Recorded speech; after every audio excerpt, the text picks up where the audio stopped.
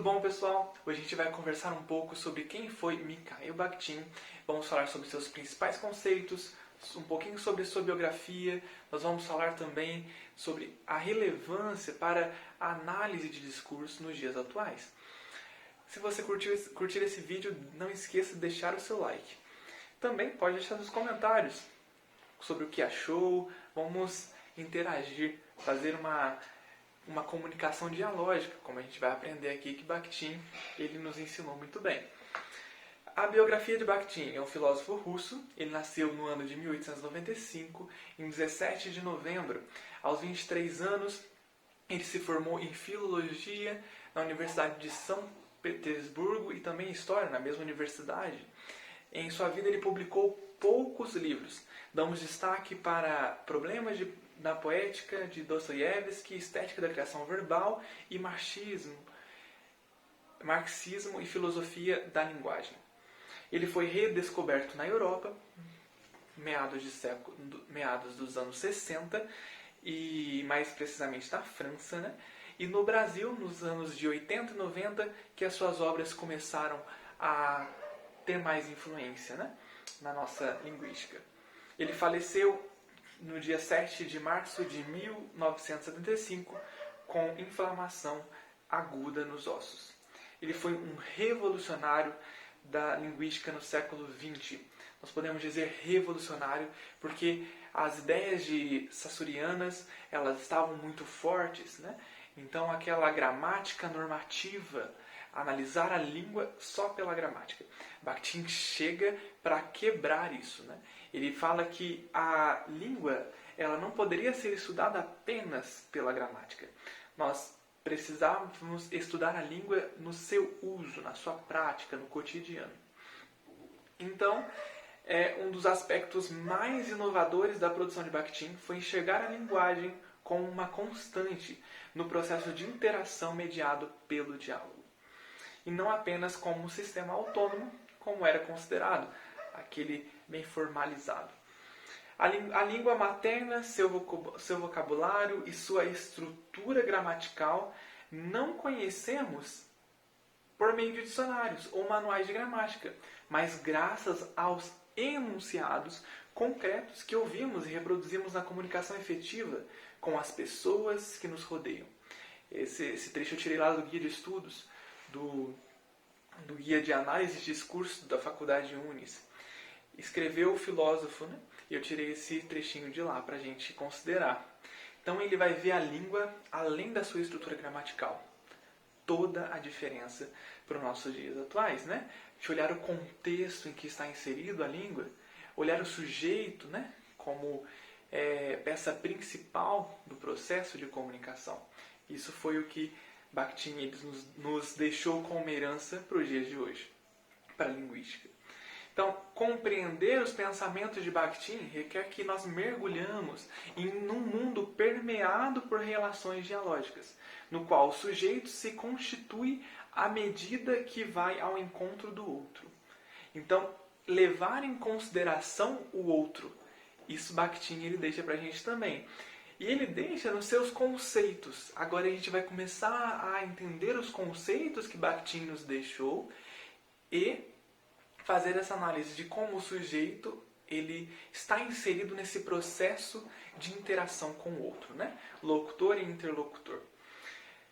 Ele deixa os principais conceitos dele. A gente vai falar sobre significação, sobre sentido ou tema, dialogismo e polifonia. Beleza? O primeiro conceito importante que nós vamos explanar aqui é o conceito de significação. Esse conceito de significação é analisar, né, as palavras, a parte abstrata das palavras. É literalmente o que está no dicionário. Então, analisar segundo o dicionário. Não deixa de ser importante porque é responsável pela compreensão de fala. Se não houvesse uma obra normativa, assim que como o dicionário vocês não entenderiam o que eu estava falando, o que eu estivesse falando aqui com vocês. Então, graças a essa normatividade, nós conseguimos nos entender. Mas aí já vem outros aspectos, que é o sentido ou o tema. O sentido ou o tema é a interação entre a significação e o interlocutor. essa interação é o veículo principal na construção de sentido. Bakhtin ele afirma, olha que interessante, o tema da enunciação é concreto, tão concreto como um instante histórico ao qual ele pertence. Interessante isso, né? Porque aquele instante histórico, ele não se repete. Então, o momento que eu falo algo é aquele momento especial. Isso é o conceito sentido ou tema. Então, diferentemente da significação, que eu coloco ali no dicionário e aquilo vai ficar por mais tempo, nessa análise de sentido ou tema, é único, é imutável. Na verdade, não, é renovável, né? Imutável não se aplica, é renovável, é individual, expressa a situação histórica do momento da enunciação. Aquele momento que eu falei, ele é único, ele é histórico, é um momento histórico, beleza? Então,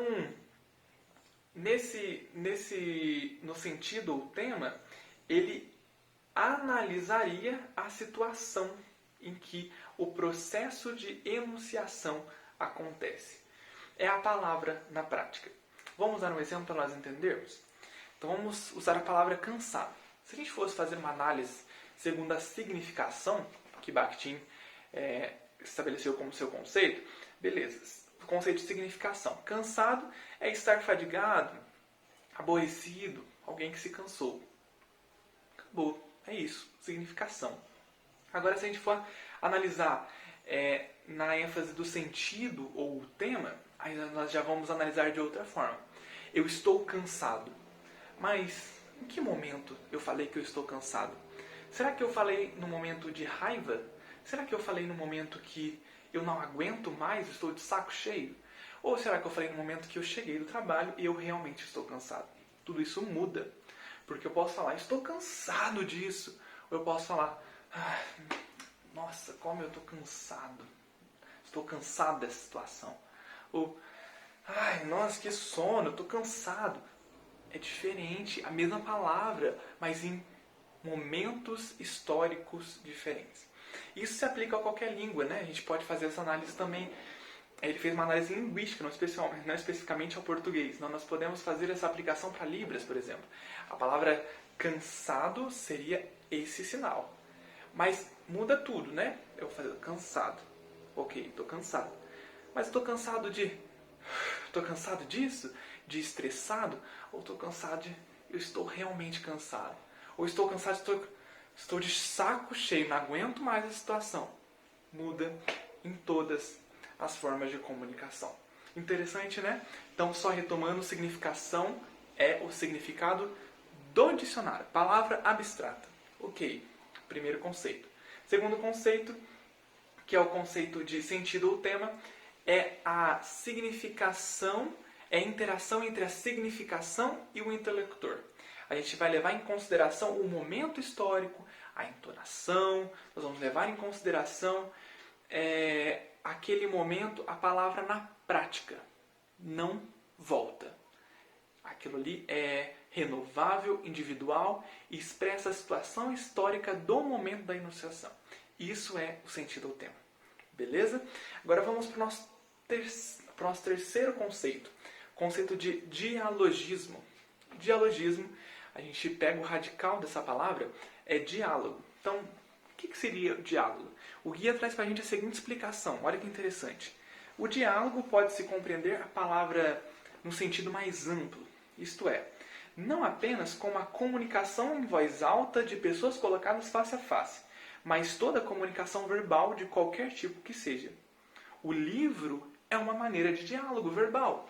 Então, o diálogo é a situação em que eu falo algo e quem está recebendo? Você que está aí, atrás da telinha. Você que sentou nesse momento para me ver. Você está fazendo um processo dialógico comigo. Eu estou falando, você está recebendo. Ok? É essa interação que existe entre nós dois que acontece nesse conceito abordado por Bakhtin, o dialogismo. Então, o livro, outros exemplos são filmes, né? Músicas, vários exemplos de dialogismo. Isso acontece. É a noção de recepção e compreensão ativa que Bakhtin abordou.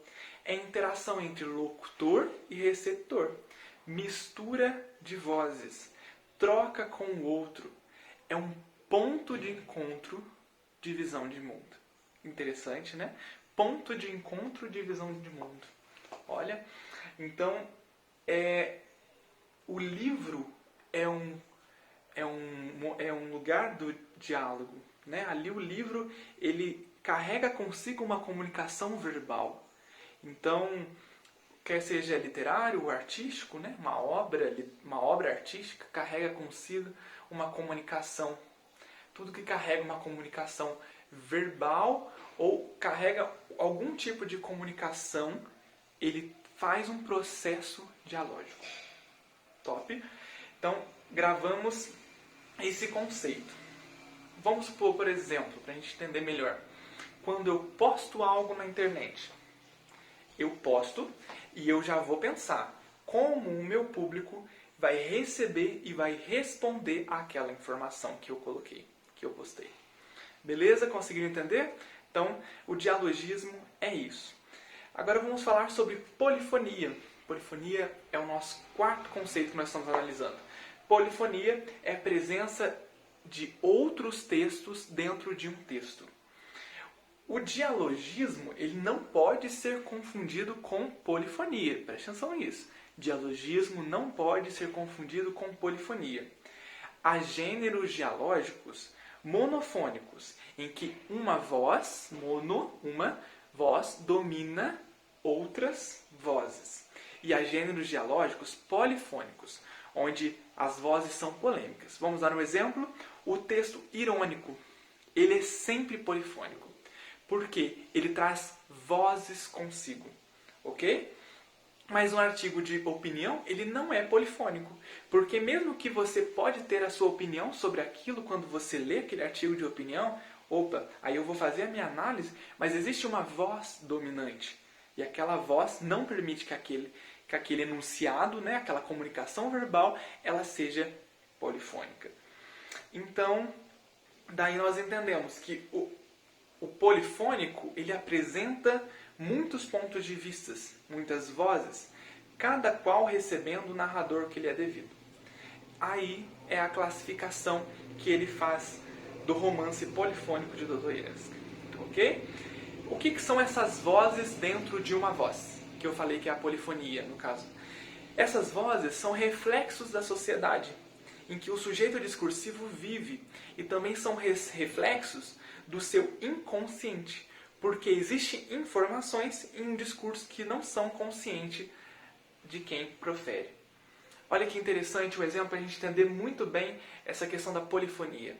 Neste momento agora, eu estou fazendo uma comunicação verbal, ok? Audiovisual. Estou fazendo essa comunicação com você, uma comunicação audiovisual. A minha fala, ela é polifônica. Porque eu vi uma videoaula da professora Karina de português, da faculdade Unis, eu li o guia de estudo, eu acessei páginas na internet e eu vi vídeos referenciais para fazer esse vídeo.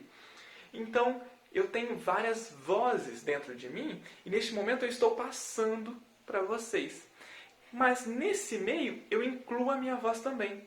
Mas ela não é predominante, porque a todo momento a gente tem uma comunicação, a gente tem um dialogismo entre nós polifônico. Beleza? Conseguiram entender? Essas foram as análises que nós iríamos fazer, né, e fizemos nesta aula. Algo para a gente gravar. Bakhtin critica a ideia de pensar o social apartado do sujeito. Pessoal, um abraço. Curtem a quarentena, mas com equilíbrio, viu? Vivam um dia de cada vez. Tchau, tchau.